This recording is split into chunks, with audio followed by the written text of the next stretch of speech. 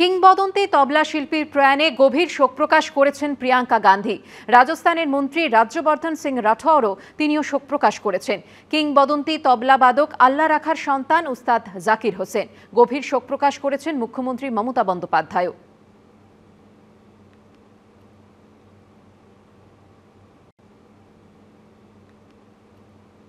প্রয়াত উস্তাদ জাকির হোসেন জানানো হলো শিল্পীর পরিবারের তরফে। পিটিআই সূত্রে এমনটাই খবর।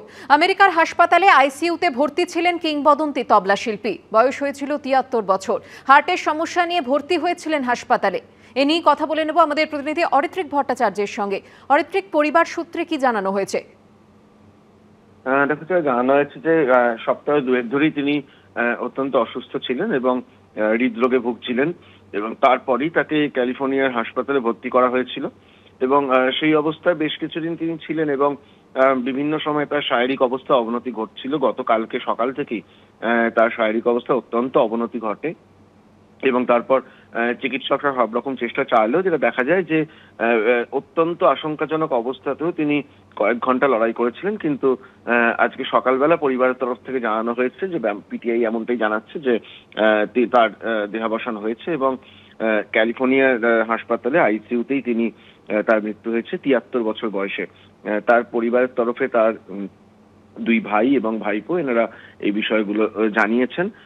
এখন এটাই দেখার যে গত কয়েকদিন ধরেই প্রচুর মানুষ তার জন্য প্রার্থনা করছিলেন এবং সেই প্রার্থনা ব্যর্থ করেই তার মৃত্যু। এবং এই চলতি বছরেও একদম শেষের দিকে অর্থাৎ এই মাসেই কলকাতাতেও তার একটি অনুষ্ঠান হওয়ার সম্ভাবনা তৈরি হয়েছিল, যেটা তাঁরই শারীরিক কারণে বাতিল হয়। এবং এই মুহূর্তে যারা সঙ্গীত প্রেমী, বিশেষ করে শাস্ত্রীয় সঙ্গীত বা ফিউশন সঙ্গীত প্রেমী রয়েছেন, তাদের কাছে অত্যন্ত খারাপ খবর যে জাকির হোসেনের মতন বিশ্ববন্দিত ব্যক্তিত্ব তবলার মতো একটি ইনস্ট্রুমেন্টকে যেভাবে তিনি আন্তর্জাতিক স্তরে পৌঁছে দিয়েছিলেন, এই সবটাই কিন্তু সেই তালের সেই ছন্দ কাটলো বলাই চলে। জাকির হোসেন প্রয়াত, ৭৩ বছর বয়সে ক্যালিফোর্নিয়া হাসপাতালে তার দেহাবসান হয়েছে।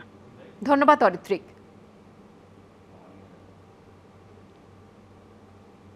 তবলাবাদক শুভেন চট্টোপাধ্যায় কি জানিয়েছেন শোনাবো আপনাদের।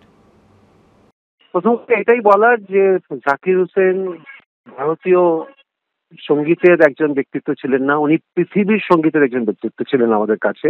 যারা আমরা দীর্ঘদিন ইন্টারন্যাশনাল ট্রাভেল করি, all parts of the world, যেখানেই গেছি সেখানেই উস্তাদ জাকির হোসেনের নাম আফটার রবিশঙ্করজি ওনার কথাই সবচেয়ে বেশি হয়েছে।